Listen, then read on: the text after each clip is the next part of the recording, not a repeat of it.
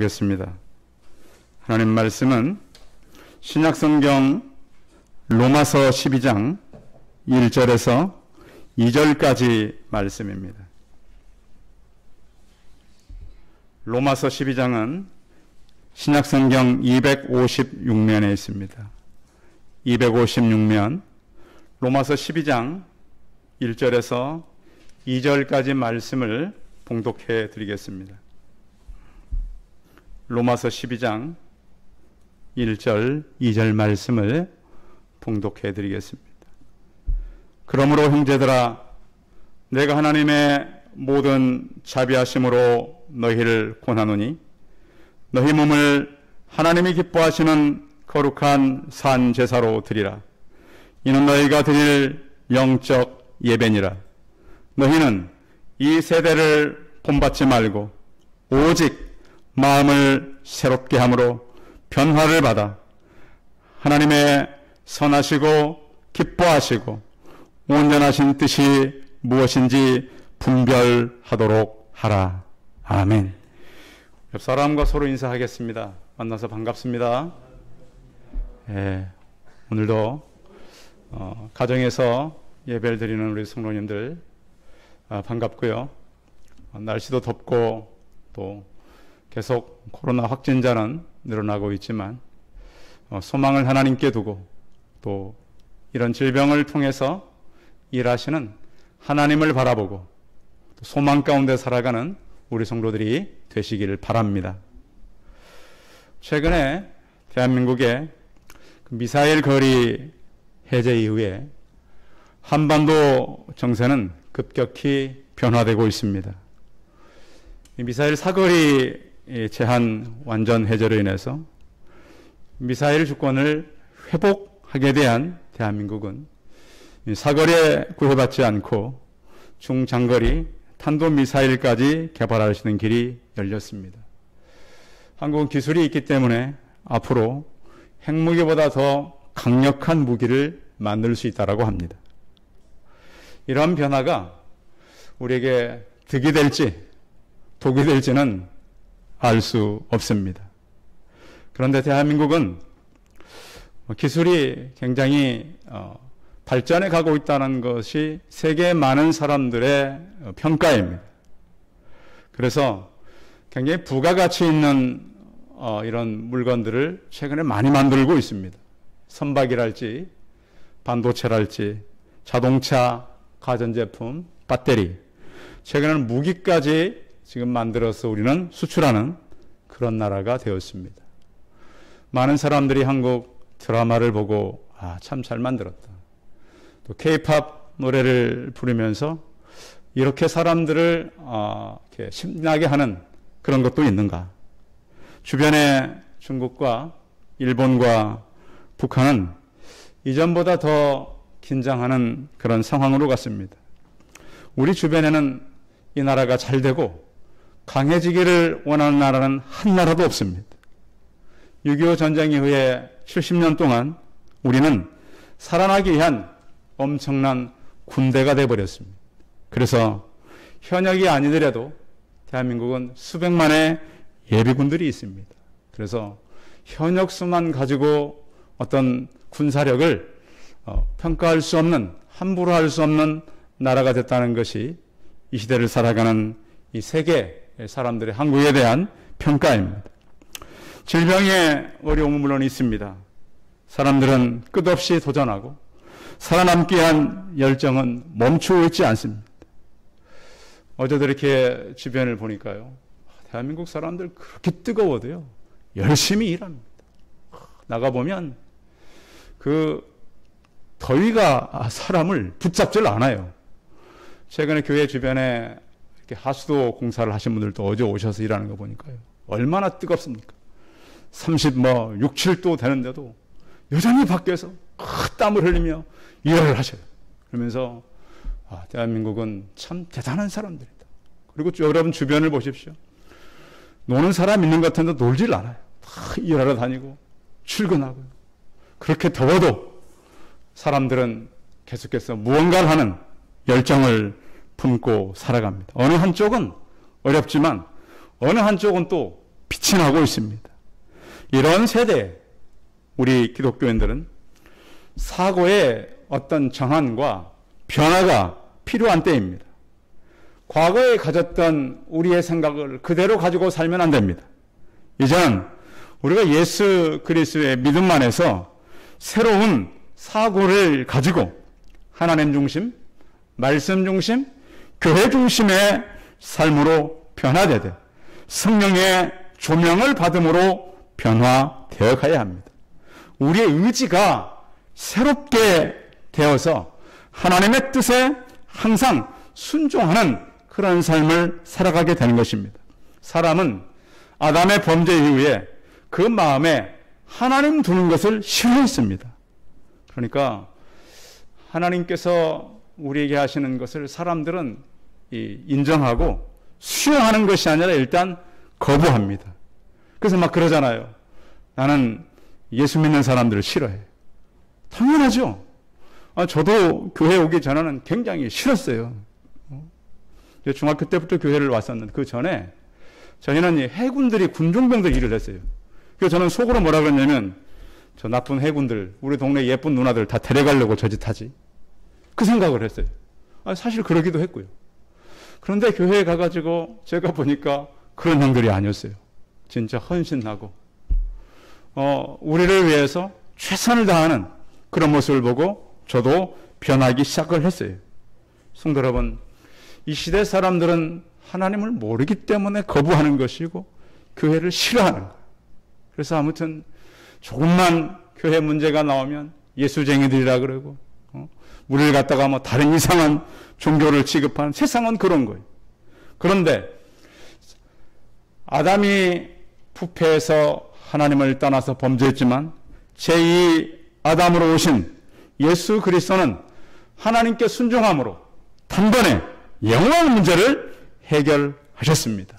그래서 우리의 이 땅의 어떤 지역적인 문제가 예수 그리스도를 만남으로 영원히 해결되는 저와 우리 성도들이 되시길 바랍니다. 우리가 살고 있는 이 세대는 어떤 세대입니까? 물질이 최고인 유물주의 세대입니다. 이 시대에 사람의 평가는 무엇으로 합니까? 그가 얼마를 가졌느냐. 이것이 사람의 평가입니까? 여러분, 이게 맞습니까? 성경에도 그랬습니다. 말세에는 돈이면 다 된다. 황금 만능주의 세대라고 디모데서를 통해서 말씀했습니다. 사람들은 돈을 사랑한다 그랬습니다.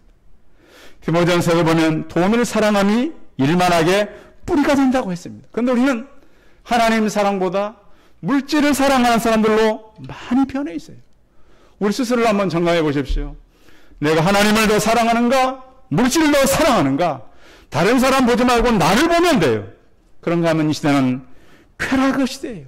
수단과 방법을 가리지 않고 쾌락을 위해 살아갑니다. 쾌락 사랑하기를 하나님 사랑보다 더한다고 했습니다. 어떻게 하면 좀 더 육신이 즐겁고 어떻게 하면 내가 좀 더 행복하게 살아갈 수 있을까? 윤리와 토덕은 이미 많이 지나갔습니다. 부모를 거역하는 세대요, 또 부모를 거역하는 자라고 성경은 말씀합니다. 그래서 아무리 많이 공부했어도 부모의 자녀의 관계는 공부가 해결할 수 없습니다. 서로 멀어져가고 서로 원수의 관계로 바뀌어가는 시대가 바로 지금 이 시대입니다. 또한 이 시대는 또 얼마나 빠른 시대입니까? 속도도 빠르고 일처리도 빠르고 모든 것이 빠릅니다. 그래서 성경에도 마지막 시대는 사람들이 빨리 왕래하고 지식이 더한다 그랬어요. 지식이 얼마나 빨리 되어지는 시대인지 모르겠습니다. 그렇게 돼 갈수록 사람들은 자기 중심 시대로 살아갑니다. 사람들은 자기를 사랑합니다. 요즘에 그 TV를 보면 뭐 부모님께 뭐 남편과 아내에게 뭐 사랑합니다 해봤습니까? 이렇게 묻는, 저는 지금도 그게 좀 어색해요. 저희 문화는 그런 문화가 아니었거든요. 근데 그것이 유행이지 않습니까? 정말 제가 어느 교회를 갔더니 안내하시는 젊은 여자분이 저한테 사랑합니다 그러니까 순간 당황했어요. 그런 얘기 별로 안 듣다가. 근데 요즘은 이게 진짜 사랑입니까? 아니잖아요. 그냥 말로만 사랑한다. 그러면서 사람들은 말로만 그렇게 하고요. 그런 얘기가 있어요. 살을 내주고 뼈를 취한다. 가문이설로 사람들을 속여가지고 그들의 영혼을 사냥해가는 사냥꾼들이 얼마나 많습니까? 특히 의지할 것 없는 청소년들 내가 살 수 있도록 도와줄게. 그랬다가 보면 사람을 망쳐놓는 악한 시대. 그래서 이 시대는 더구나 음행이 하늘까지 관영한 시대. 요한계시록에 보면 땅의 임금들도 그로 더불어 음행하였고 땅에 거하는 자들도 음행의 포도주에 취하였다 그랬습니다. 모든 사람들이 자기중심, 물질중심, 음행으로 망해가고 있는 이 시대를 우리는 살아갑니다. 또 사람들이 의리 있는 것 같아도 그렇지 않아요. 의리와 신의를 헌신짝처럼 팔아버리는 시대. 배반하며 팔며 하나님은 우리를 사랑한다고 했을 때 생명의 대가를 치름으로 사랑한다 그랬지 말로 우리를 사랑한다 하지 않았습니다. 우리가 살고 있는 시대는 가짜 시대, 껍데기 시대, 진짜가 사라져버린 물질만 남는 그런 시대인 것입니다. 그러면 이 시대에 우리가 드려야 할 예배는 어떤 예배일까요? 12장 1절 다시 한번 읽어보겠습니다. 같이 읽습니다. 시작. 그러므로 형제들아 내 하나님의 모든 자비하심으로 너희를 권하노니 너희 몸을 하나님이 기뻐하시는 거룩한 산 제물로 드리라. 이는 너희가 드릴 영적 예배이라. 오늘 바울은 영적인 예배를 드리라 그랬어요. 그런데 우리가 영적이라고 말하면 대부분의 사람들은 보이지 않는 것을 생각할 때가 많아요. 우리 몸과 상관없는 어떤 성실함이나 또 영적인 것은 보이지 않은 이런 것들로 이해를 많이 해요. 그런데 영적 예배가 우리 몸과 상관이 없는 것이 아니라는 거예요. 분명히 사도 바울은 너희 몸을 하나님이 기뻐하시는 산 제사로 드리라 그랬습니다. 과거 이스라엘 백성들은 하나님 앞에 나와 그 제사를 드렸습니다.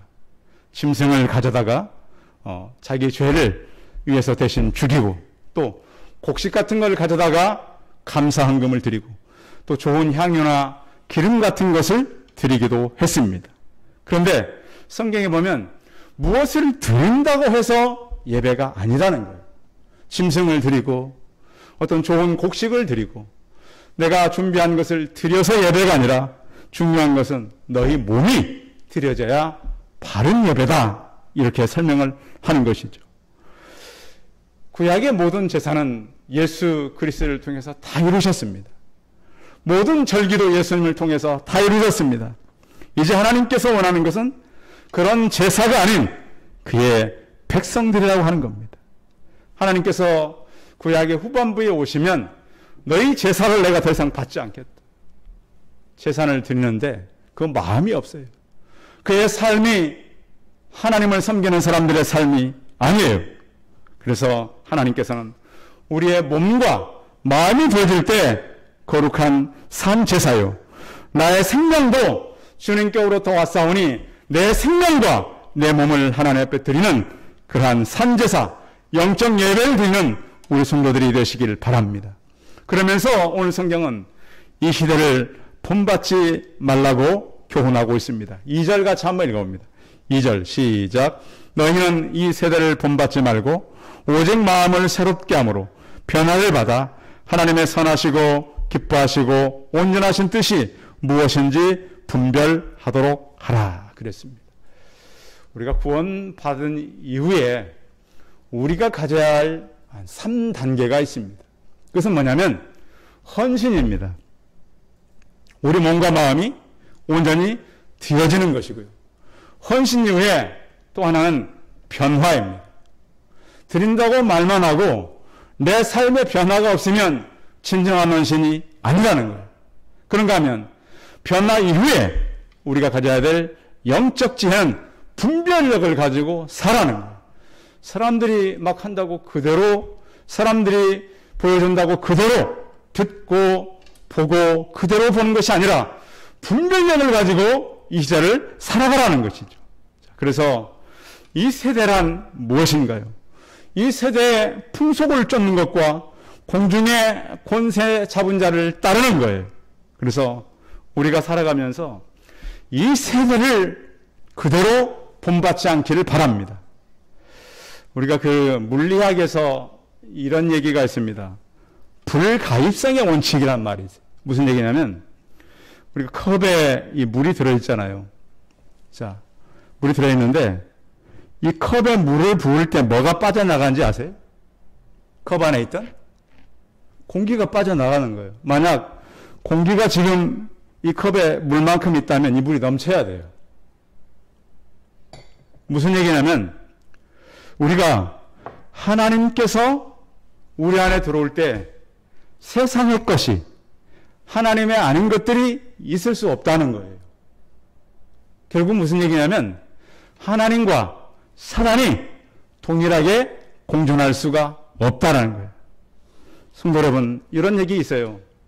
질소를 샀더니 과자가 들어있더라. 들어보셨어요? 여러분, 과자 안에 질소를 많이 넣어가지고 과자 봉지는 큰데 열어보니까 과자는 몇 개 없어요. 교회가 굉장히 크고 화려하고 사람이 많은 데로 갔더니 교회 안에 성도는 별로 없는 거예요. 무슨 얘기냐면 교회를 갔더니 성도가 있더라. 이런 말과 똑같은 거예요. 이게. 교회를 다니는 사람들은 많은데 하나님을 진정으로 알고 섬기는 사람이 별로 없더라. 부흥이라는 말이 뭡니까? 세상 것이 빠져나가고 하나님의 것이 가득한 것이 바로 부흥입니다. 숫자가 많다고 절대 부흥 아닙니다. 이 시간 예배 자리에 처소에서 모였거나 우리 예배드리는 성도들 하나님으로 가득하시기 바랍니다. 오늘 성경은 그걸 말씀하는 거예요. 세대를 본받지 말고 새롭게 해라. 헌신되라. 하나님 앞에 서라. 하나님은 우리에게 속지 않습니다. 무늬만 껍데기만 하나님 앞에 나와 있는 것을 원치를 않습니다. 그런데요, 이 세대를 거슬러 사는 데는 굉장한 용기와 외로운 싸움이 필요합니다. 여러분, 강에 가서 혹시 여러분 고기를 잡아보셨습니까? 강에 가서 여러분 이 맨손으로 고기 잡습니까, 여러분? 그물로 잘 못 잡아요. 왜 그러죠? 빠르니까. 강에서 사는 고기 굉장히 빠릅니다. 조그만 것도요, 얼마나 날쌘지 모릅니다. 그런데 죽은 고기는 어때요? 죽은 고기. 아무리 큰 고기도 죽은 고기는 그냥 물 흐른 대로 따라가는 거예요. 근데 산 고기는 물을 거슬러서 올라가요. 이 세대를 본받지 말라고 하는 표현은 살아서 이 세대를 똑같이 흘러가지 말고 하나님을 향해서 나아가라는 그러한 말씀입니다. 세상의 시간은 강물처럼 흐르고요, 굉장히 빨리 지나갑니다. 사람들은 큰 역사를 이루기 원하고요, 큰 일들을 하기를 원합니다. 그런데 지금까지 보십시오. 인류가 만들었던 문명들이 그대로 남아있는 건 별로 없어요. 흔적만 남아있어요. 우리는 4대 문명을 이해하지만 이 토인비가 쓴 역사 연구를 보면 이 땅에 23개의 문명이 있었어요. 근데 그 모든 것들이 다 사라져갔다는 그런 역사 가운데 많은 도전과 인류는 응전을 해가는데 어떤 것을 가지고 도전하고 응전해 볼 것인가? 성도 여러분, 우리가 그렇게 힘들었던 20세기를 넘고 지금 21세기를 살아가고 있는데 이 세대를 본받지 않고 믿음으로 살아가는 성도를 내시기 바랍니다. 헌신자는 어떻게 그러면 살아가는 것이냐면 하나님 제일주의로 살아가는 겁니다. 먼저 하나님이 기뻐하는 대로 살아가는 거예요. 또한 말씀을 의지해서 살아가는 거예요.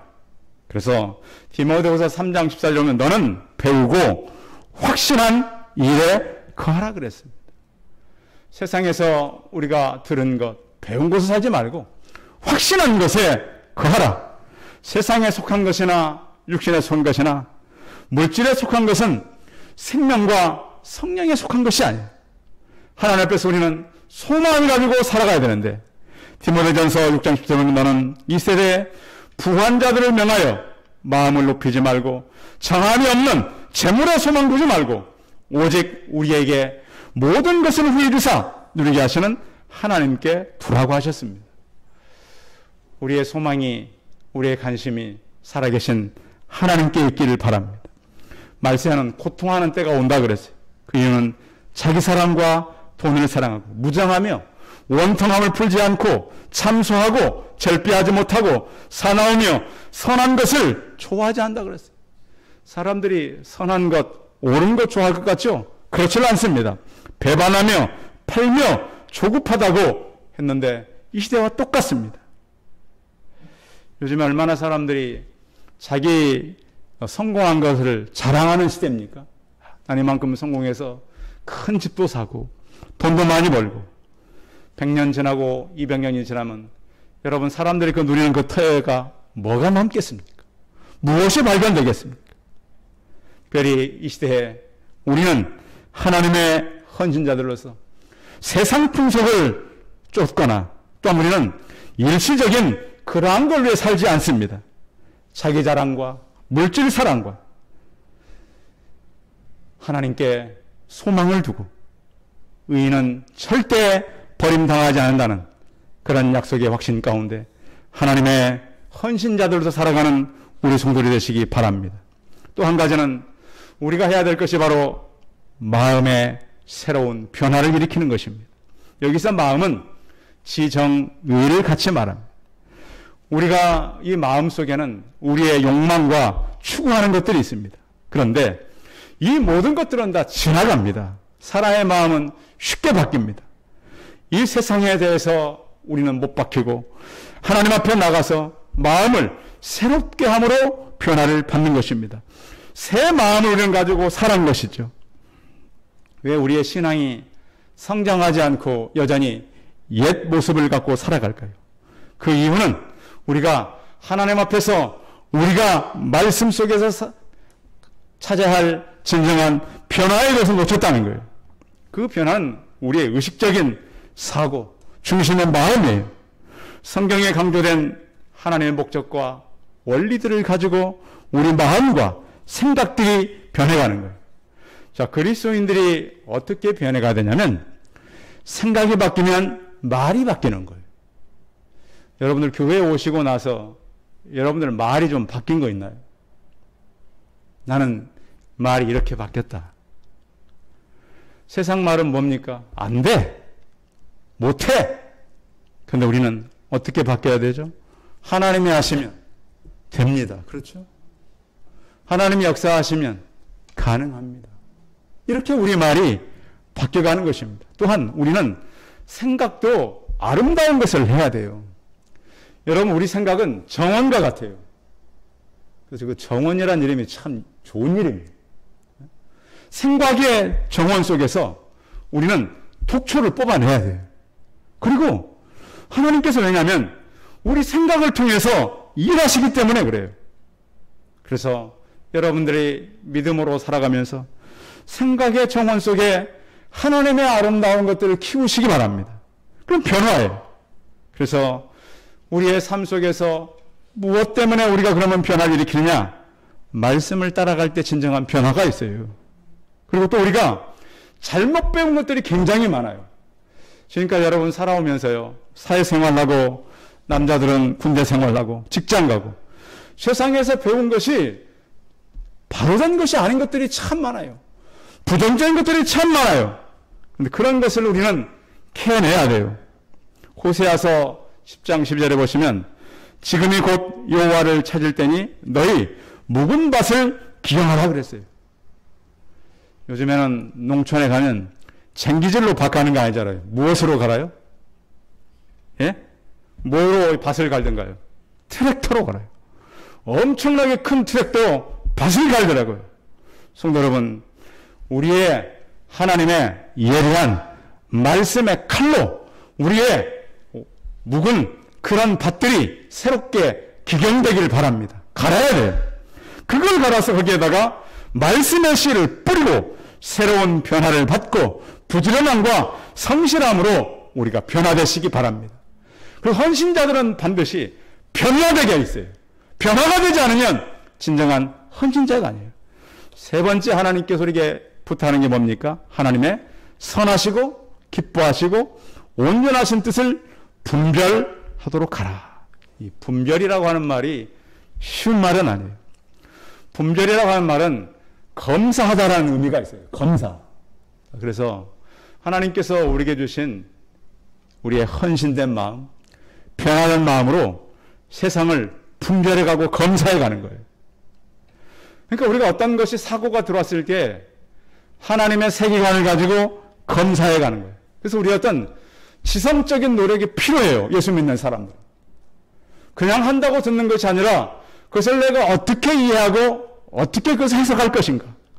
또한 그것으로 나의 내면적 존재를 어떻게 내면의 질서를 바꾸갈 것인가.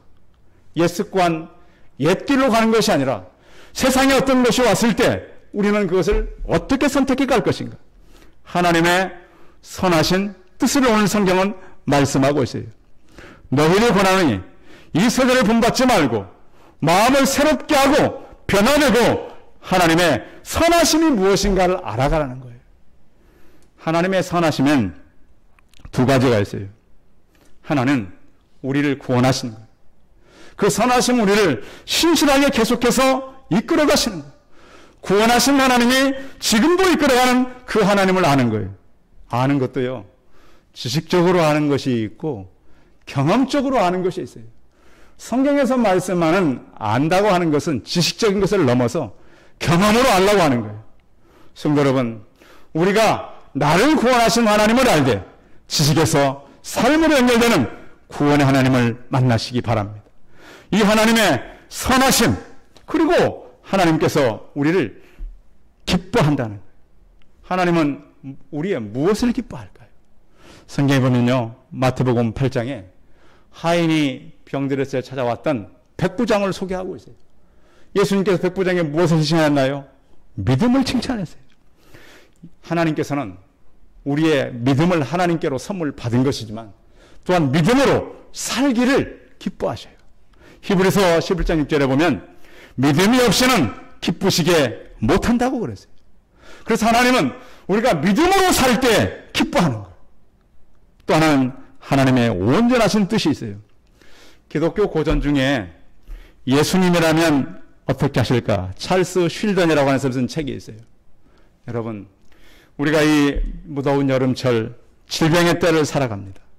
예수님이라면 어떤 자세로 살아가겠습니까? 여러분 생각해 보십시오. 지금 내가 예수님이라면 어떤 자세로 살아가겠습니까? 성도 여러분, 우리는 하나님께서 원하는 삶을 잊어버리고 내 생각대로 살 때가 참 많아요. 여기 성경에 그 하나님의 기뻐하시고 온전하신 뜻이 무엇인가 분별하라 그랬습니다. 이 온전하시라고 하는 헬라어 말의 의미는 그것은 뭐냐면 우리의 목표가 하나님께 정하신 그 목표에 도달할 때 온전이란 말이에요. 그러니까 하나님께서 나를 이 땅에 보낼 때 나를 통해서 이루고자 하는 목표가 있다는 거예요. 그래서 결국은 뭐냐면 하늘지향적으로 우리가 바뀌는 것이고요. 위에서 부르신 부름의 상을 위해서 달려가는 거예요. 그게 바로 온전함이라고 하는 거예요. 하나님께서 우리에게 주신 그 성품, 그 하나님의 성품에 참여하는 것이 바로 온전함이에요. 예수 그리스도를 닮아가는 것. 하나님은 우리를 하나님의 거룩한 그릇으로 사용하기 위해서 우리를 지었고 때가 되면 우리를 불렀고 이 땅에 보내셨습니다.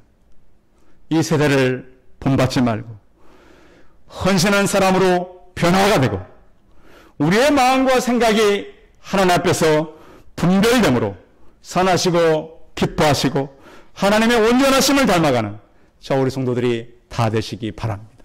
기도하겠습니다. 살아계신 하나님, 이 세대를 우리가 살아갑니다. 물질이 주인이 되고 자기 자랑과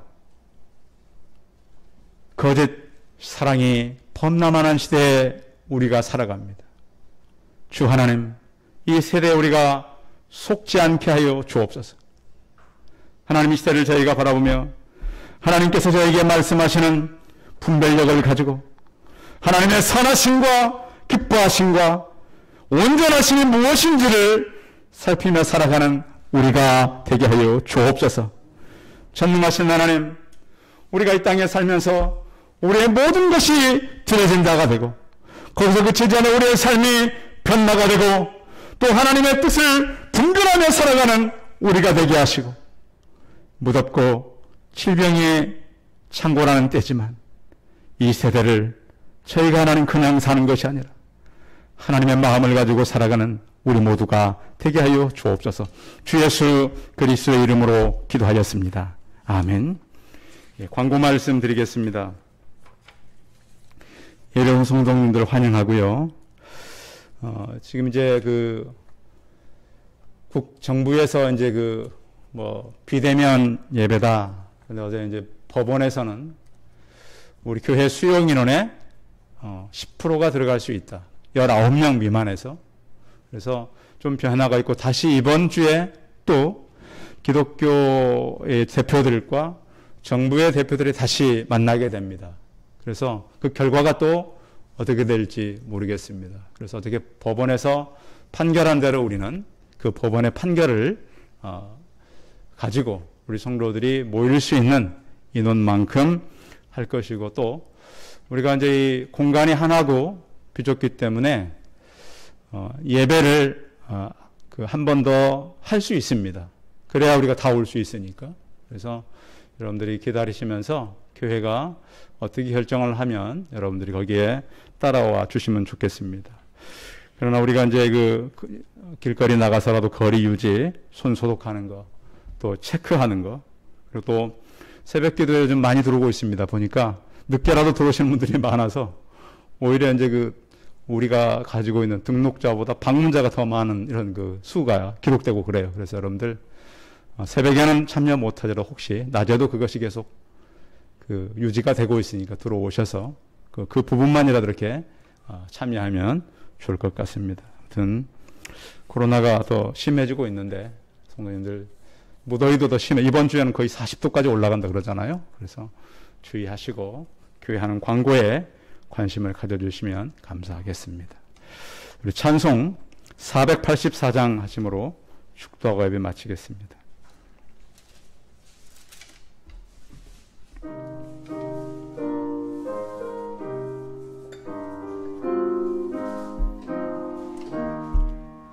내 맘에 주여 소망 되소서. 주 없이 모든 일 헛되어라. 밤에나 낮에나 주님 생각, 잘 때나 깰 때 함께 하소서. 지혜의 주여 말씀으로써 언제나 내 안에 계십소서.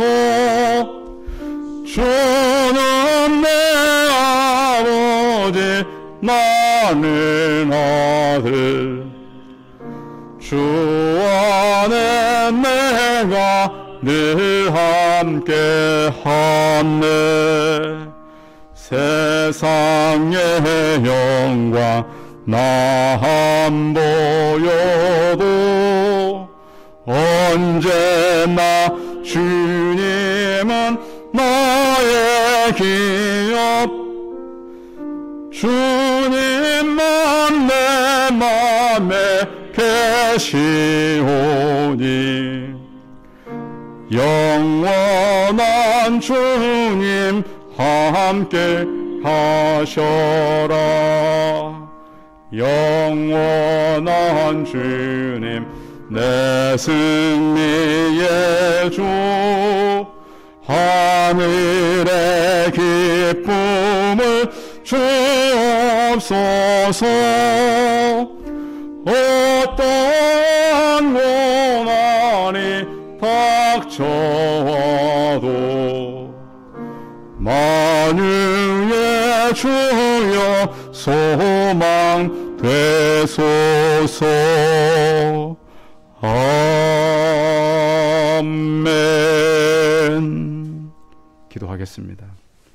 이제는 우리 주 예수 그리스도의 은혜와 하나님 아버지의 무한하신 사랑과 성령의 교통하심이 더위와 질병의 세대를 살아가면서 이 세대를 분별하고 살아가기를 소원하는 우리 성도들의 머리머리에와 가정과 자녀들과 직장과 일터의 예제로 영원토록 함께 있을지어다. 아멘.